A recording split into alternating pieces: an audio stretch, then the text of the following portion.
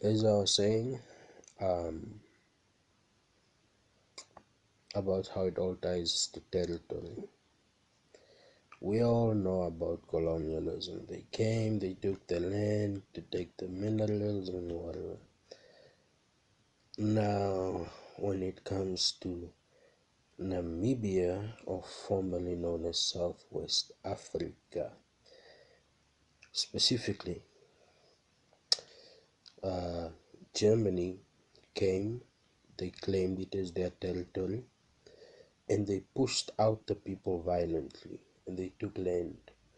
Now, when the UN decided um, to put South Africa in charge of sort of helping Namibia form a government and eventually become a democracy of its own, they decided it was, it was too good to, to just leave it to those people who don't know nothing, right? But here's the thing, the German colonies had already established farms, some mines, but mostly farms, right? I think you get where this is going. Since they already had farms, to take away those commercial farms would lead to conflict with Germany, uh, or the Germans that inhabited the land. So instead, they drew a line, the red line, where you have the so-called informal farmers and the commercial farmers. Now, this was mostly all about the game. Yes, there's cattle, but it was mostly about game and the potential of some of these lands having minerals. And of course, there were towns that were already built and inhabited. They decided to install their own government, and eventually these towns grew, and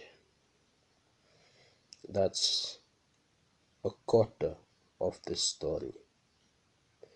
But that red line belongs between the Namibian border and the Angolan border and the Zambian border, and to an extent Botswana, right? So it's still a colonial relic.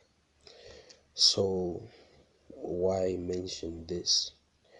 Well, because people have been talking about land, and it's been about farmland mostly before I get to urban land, and how that can be dealt with, what caused it, how did it start.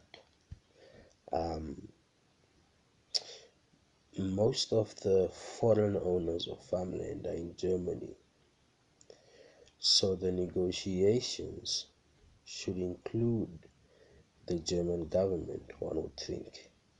Willing buyer, willing seller will walk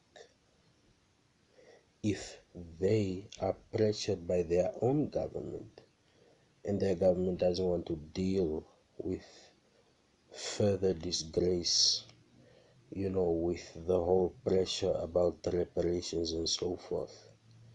And the Germans haven't been engaged in releasing the land owned by their foreign nationals. And I'm talking about farmland, large lands, which makes the country a semi-colony. So that's the next phase. So I hope the negotiators are good um, but that would be reparation in itself, I think. So good luck.